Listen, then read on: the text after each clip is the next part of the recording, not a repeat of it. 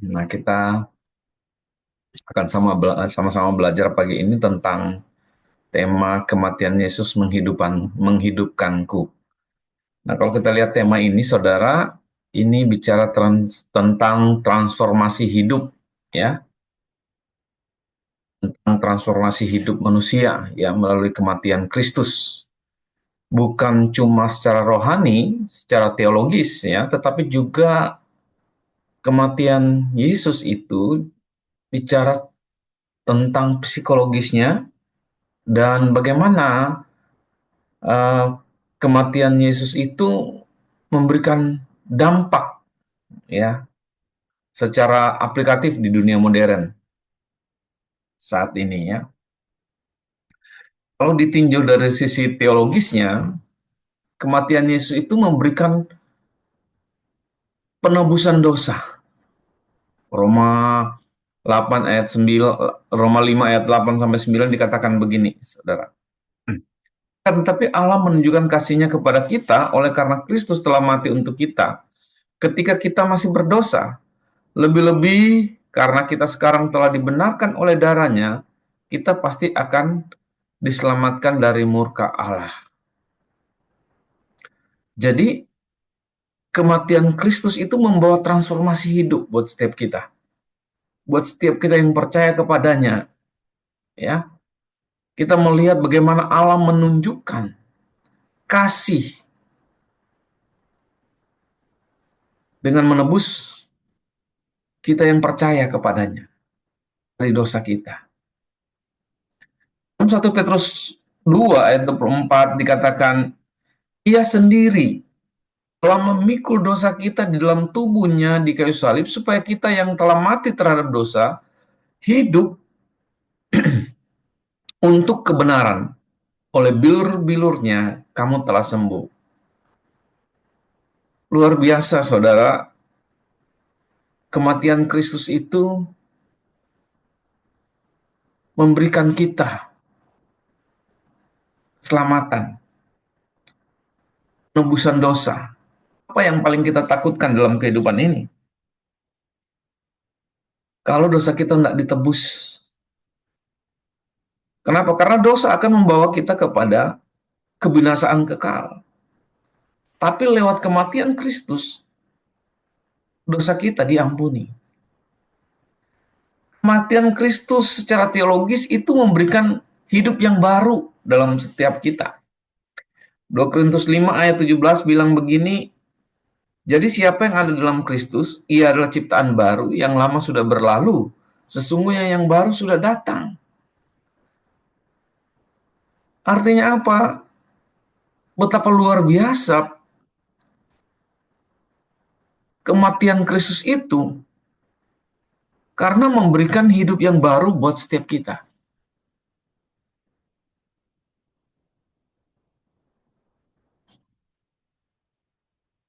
Lalu tanpa penebusan Kristus, tanpa kematian Kristus, saudara, hidup kita masih dalam keadaan berdosa, tidak ada guna. Kita mau memiliki seluruh dunia ini dengan segala kemegahannya, nggak ada guna. Kenapa? Karena sia-sia. Yang paling penting dalam hidup kita, bagaimana kita memperoleh kehidupan kekal bersama dengan Tuhan. Ini yang menjadi kebutuhan dasar setiap manusia. Bahwa keselamatan kekal. Makanya kematian Kristus itu luar biasa. Pengaruhnya terhadap kita.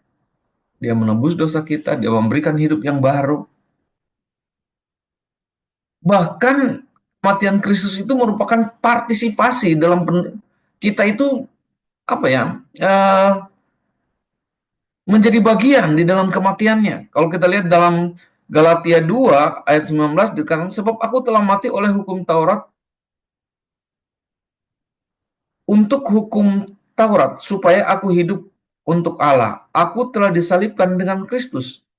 Namun aku hidup, tetapi bukan lagi aku sendiri yang hidup, melainkan Kristus yang hidup dalam aku. Dan hidupku yang hidup sekarang di dalam daging adalah hidup oleh iman dalam anak Allah yang telah mengasihi aku dan menyerahkan dirinya untuk aku. Artinya apa? Kematian Kristus itu juga membawa kita dalam partisipasi kita.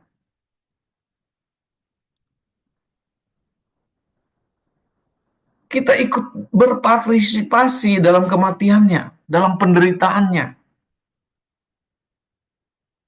Secara teologis luar biasa sekali, saudara.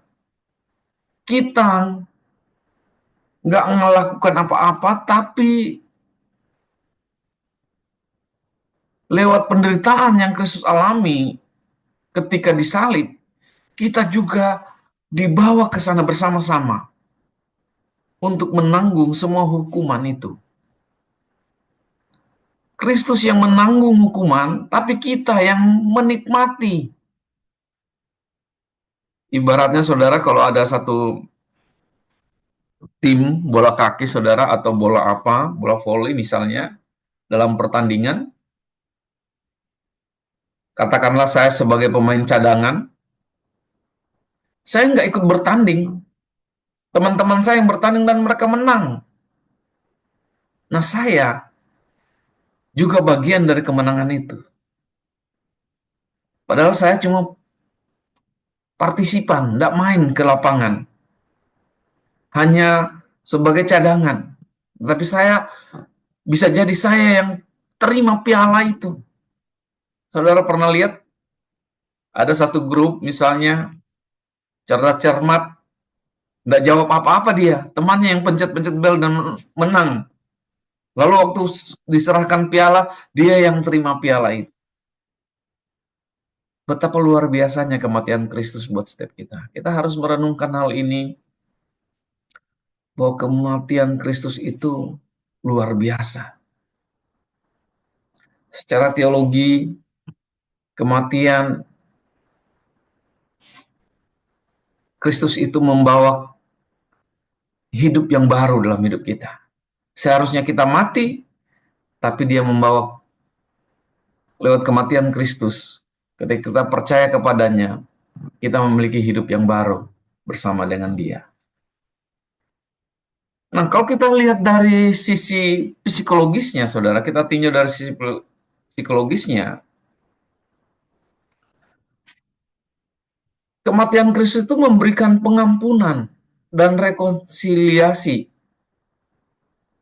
memberi efek healing yang luar biasa bagi mental seseorang.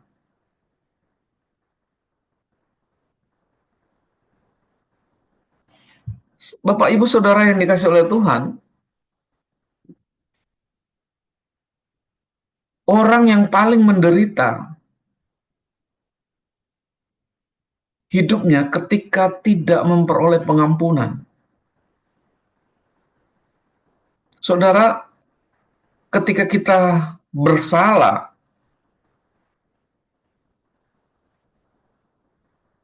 lalu kita tidak diampuni, kita sudah minta ampun tapi tidak diampuni, betapa pedihnya.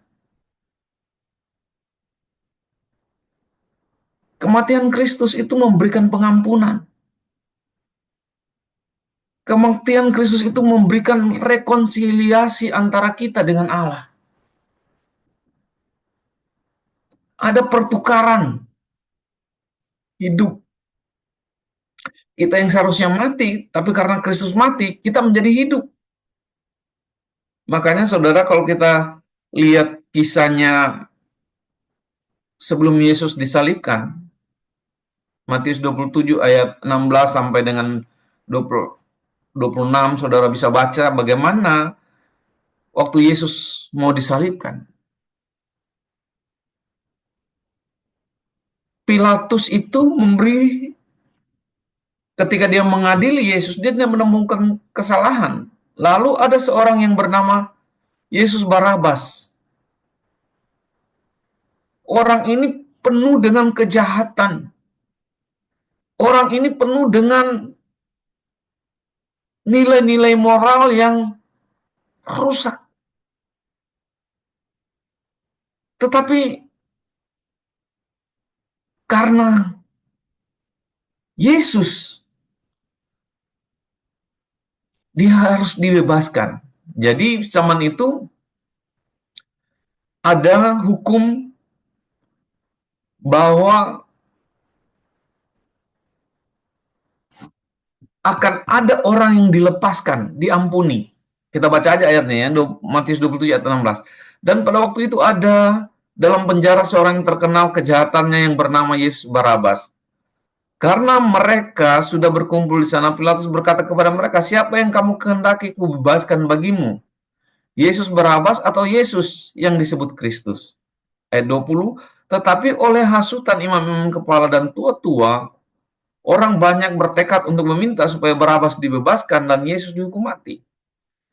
21, wali negeri menjawab dan berkata kepada mereka, "Siapa di antara kedua orang itu yang kamu kehendaki kubebaskan bagimu?" Kata mereka, "Barabas."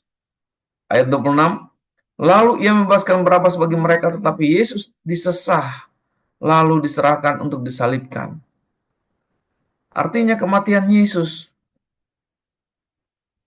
membebaskan Barabas. Kalau kita bilang Barabas jahat sekali, kita juga jahat. Tetapi Yesus memberikan pengampunan. Ada rekonsiliasi antara kita dengan Allah.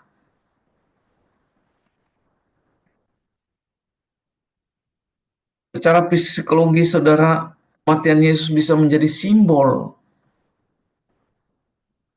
melepaskan rasa bersalah, melepaskan luka batin, dan trauma, saudara. Kematian Yesus membangun identitas diri baru yang sehat. Ada berapa banyak orang yang putus asa, tapi ketika dia bertemu dengan Yesus, dia mengalami hidup yang baru. Dia dilepaskan dari rasa bersalah, dia dilepaskan dari luka batin, dia dilepaskan dari trauma. Karena Yesus. Kita punya identitas yang baru di dalam Yesus. Yang lama sudah berlalu. Harusnya ini menjadi hal yang terus menjadi perenungan kita. Dalam setiap situasi, baik dalam suka maupun duka, dalam kesulitan, kita harus ingat bahwa Yesus sudah mati buat kita. Kita memiliki identitas yang baru di dalam Dia.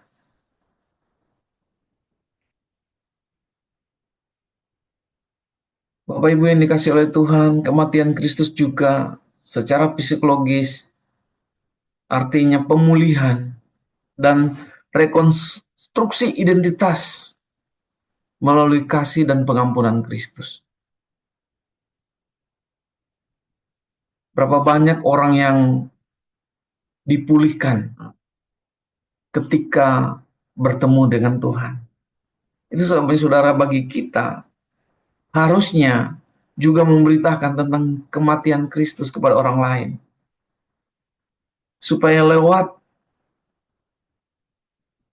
pertemuan mereka dengan Kristus, mereka juga diubahkan, dipulihkan, mengalami rekonstruksi hidup yang baru di dalam Tuhan. Nah, Bapak Ibu, yang terakhir yang saya lihat dari sisi dunia modern sekarang, dalam konteks kontemporernya, dunia sekarang itu penuh dengan kecemasan, saudara.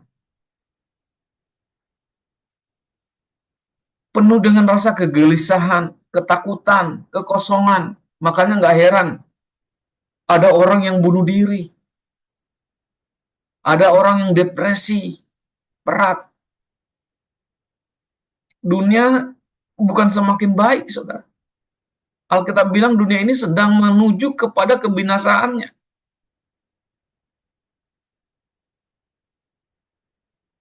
Mungkin kita berkata, oh, orang susah aja yang menderita. Enggak, saudara. Orang kaya juga bisa menderita. Artis yang banyak duit juga menderita, bahkan mengakhiri hidup. Jadi dunia ini penuh dengan kecemasan, penuh dengan kegelisahan, ketakutan. Orang tidak menemukan makna hidup, merasa sendiri, merasa tidak bebas, bahkan takut akan kematian. Ini kecemasan yang luar biasa, saudara.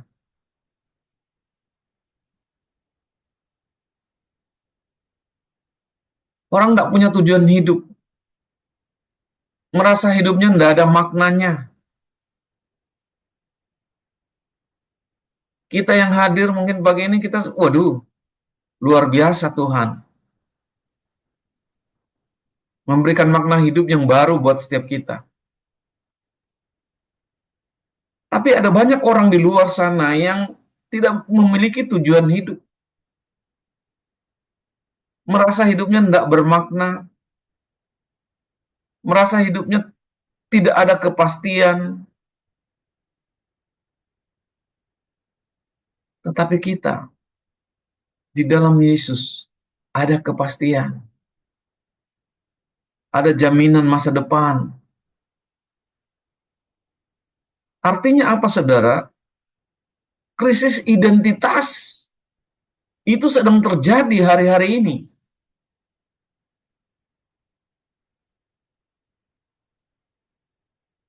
Orang haus akan makna hidup. Nah, kematian Kristus memberi solusi. Barang siapa yang percaya kepadaku, tidak binasa, melainkan beroleh hidup yang kekal.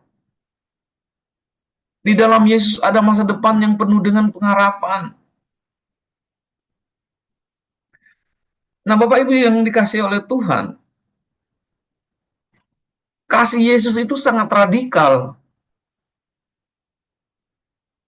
Dia tidak peduli berapa banyak dosa kita, apa saja yang kita sudah perbuat.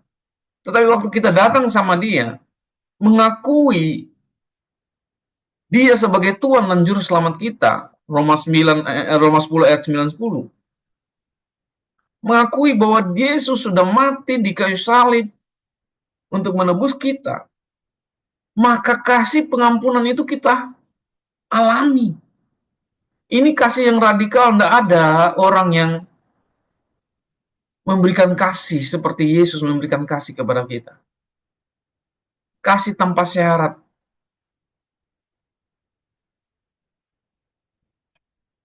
Kasih Yesus memberikan pengharapan. Bahkan Yesus merasakan apa yang kita rasakan. Kalau kita merasa, oh kita sendiri dalam penderitaan, tidak, saudara. Yesus itu merasakan. Solidaritasnya ada buat setiap kita. Makanya Ibrani 4 ayat 15 bilang begini, sebab imam besar yang kita punya, yang dimaksudkan ini adalah Yesus, bukanlah imam besar yang tidak dapat turut merasakan kelemahan-kelemahan kita. Sebaliknya sama dengan kita, ia telah dicobai, hanya tidak berbuat dosa. Artinya apa? Betapa luar biasanya kematian Yesus itu. Dia bisa merasakan apa yang kita alami. Dia memiliki solidaritas yang luar biasa, saudara. Secara kontemporer, artinya bahwa kematian Kristus itu, berita Injil itu bukan cerita kosong, bukan cerita dongeng, tetapi Injil itu adalah jawaban untuk kekosongan jiwa zaman ini. Ada banyak orang, saudara, yang mengalami penderitaan batin yang tidak dilepaskan, yang terus menerus mengintimidasi mereka, Makanya bagian kita, orang-orang yang sudah dipulihkan, yuk sama-sama tugas kita untuk memberitakan kematian Kristus kepada orang lain.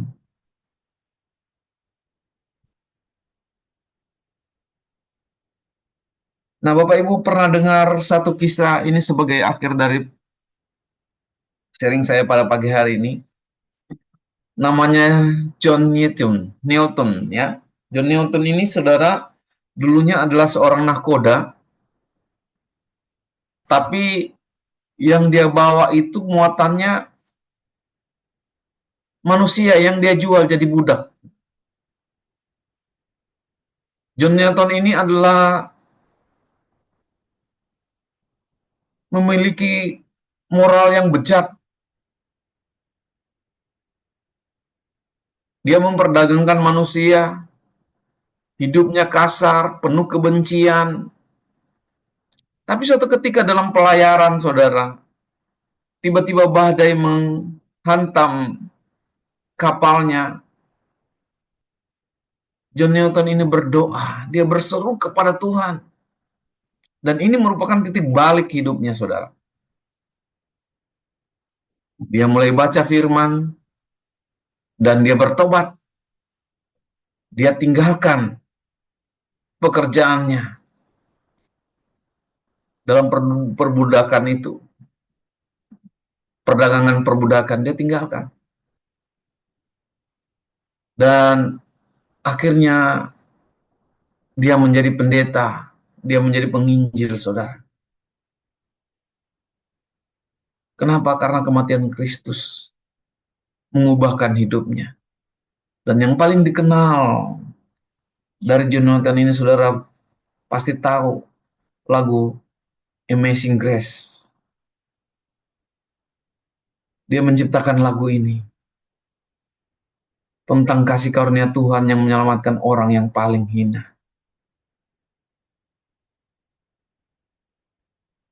Makanya saudara, kita perlu merenungkan tentang salib, tentang kematian Kristus ini, saudara, dalam sepanjang hidup kita, dalam hari-hari kita.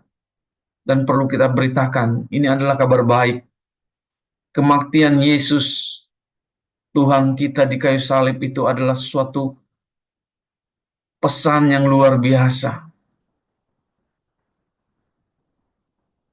Yang harus kita refleksikan dalam hidup kita, bahwa kematian yang memberikan hidup yang baru, memberikan pengharapan yang baru, menyembuhkan luka batin, menyehatkan rohani kita, mental kita, bahkan membawa kita untuk hidup benar.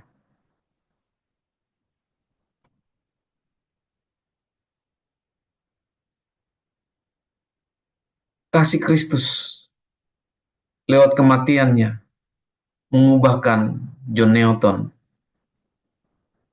Kasih Kristus lewat kematiannya juga mengubahkan setiap kita. Tidak peduli masa lalu kita seperti apa, tetapi hari ini dan ke depan ketika kita percaya kepada Yesus yang sudah mati, bangkit dan hidup, yang sebentar lagi kita akan rayakan hari kematian dan kebangkitannya, itu telah mengubahkan hidup kita.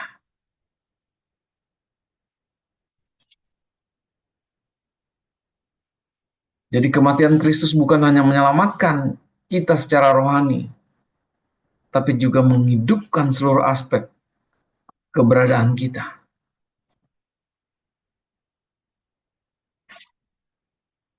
Sebagai penutup pesanku, kematian Yesus telah menghidupkan saya dan saudara. Saya diselamatkan, saudara diselamatkan. Saya diperbaharui, saudara juga diperbaharui. Kematian Yesus memulihkan kita, menguatkan kita. Apapun masalah saudara hari ini, datang sama Yesus. Yesus sanggup pulihkan keadaan kita. Dia menguatkan kita. Dia memberikan makna hidup yang baru, memberikan tujuan hidup yang baru buat setiap kita.